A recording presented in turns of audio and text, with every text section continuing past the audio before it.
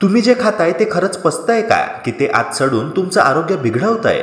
आपल्या शरीरात पोट ही केवळ अन्न साठवायची पिशवी नाहीये, हे एक ताकदवान रासायनिक प्रयोगशाळा आहे. इथे तयार होते जठराग्नी, म्हणजेच पचनाची नैसर्गिक आग, जी खाल्लेल्या अन्नाला विघटित करून त्याचे रस तयार करते आणि हाच रस पुढे शरीरात रक्त, हाडं, वीर्य बनवतो. म्हणजेच शरीराचा पाया यावर अवलंबून असतो. पण जर तुम्ही जेवत असताना किंवा लगेच नंतर थंड पाणी प्यायलं तर ही डायजेशनची आग म्हणजेच जठराग्नी लगेच विझते. त्या विझलेल्या अग्नीमुळे अन्न नीट पचत नाही, अन्न आत सडायला लागतं आणि यालाच फर्मेंटेशन असं म्हणतात.